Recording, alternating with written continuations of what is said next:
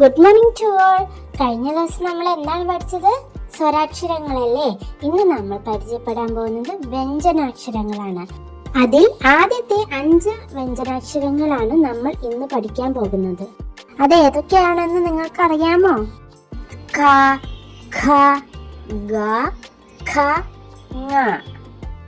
ഒന്നും കൂടി പറഞ്ഞേ. ക, ഖ, ഗ, ഖ, ങ. ഇതൊക്കെ നമ്മുടെ തൊണ്ടയിൽ നിന്ന് വരുന്ന ലെറ്റേഴ്സ് ആണ്. എങ്കിൽ നമുക്ക് ആദ്യത്തെ അക്ഷരമായ ക പരിചയപ്പെട്ടാലോ? ഇതാണ് ആദ്യത്തെ അക്ഷരമായ ക. നമുക്ക് വായിച്ചാലോ? ക, കടുവ, കസേര, കടൽ. ക, കടുവ, കസേര, കടൽ. ഇനി ക എങ്ങനെ എഴുതുന്നത് എന്ന് നമുക്ക് നോക്കാം.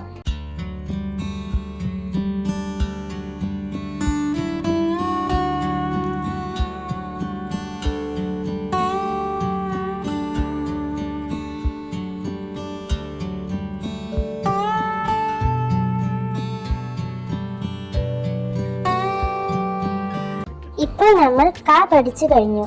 അടുത്തത് ഖ. ആ ഖ എങ്ങനെയാന്നുള്ളത് നമുക്ക് നോക്കിയാലോ. ഖ, മുഖം, നഖം, ഖഗം. ഖ, മുഖം, നഖം, ഖഗം. ഇനി നമുക്ക് ഖ എഴുതാം.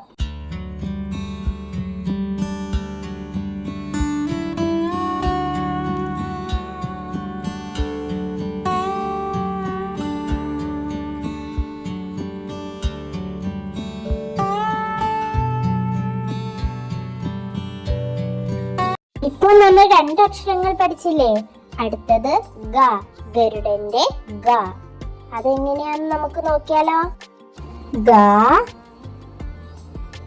ഗണപതി,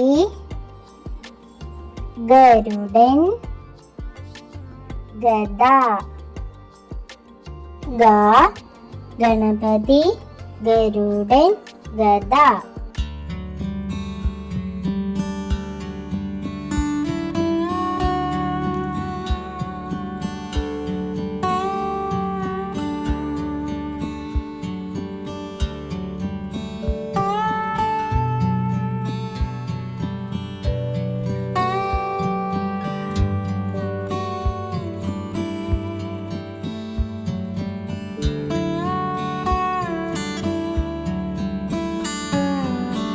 അടുത്ത അക്ഷരം ഖ. ഖ, ഘടികാരം. ഖ, ഘടികാരം. നമുക്ക് നോക്കിയാലോ ഖ വെച്ചിട്ടുള്ള മറ്റു വാക്കുകളും ഖ എങ്ങനെ ഇരിക്കുന്നതെന്നും. ഖ, ഘടികാരം, മേഘം,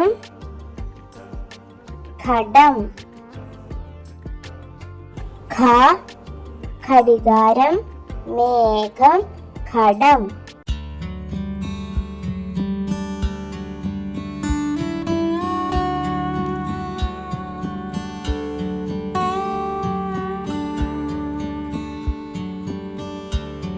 ഇപ്പോൾ നമ്മൾ ഏതൊക്കെ അക്ഷരങ്ങൾ പഠിച്ചു? ക, ഖ, ഗ, ഖ. അപ്പോൾ അടുത്ത അക്ഷരം ഏതാ? ങ. ങ, മ്യാവ്. പൂച്ച കരയുന്നത് എങ്ങനെയാ? മ്യാവ്.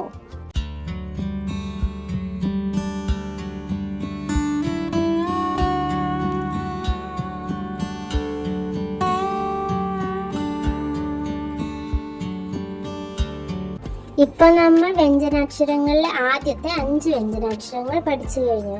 ഏതൊക്കെയാ?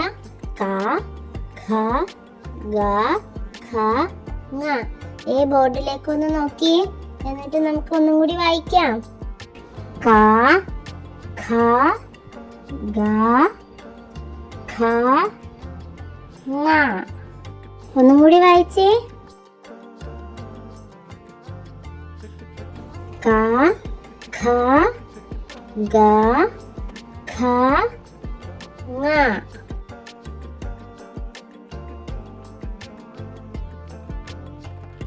നാളെ വരുമ്പോൾ നിങ്ങൾ ഇതെല്ലാം പഠിച്ചിട്ട് വരണം കേട്ടോ. എന്നാലാണ് നമുക്ക് അടുത്ത അക്ഷരങ്ങൾ പഠിക്കാൻ പറ്റുള്ളൂ. Okay guys, good bye.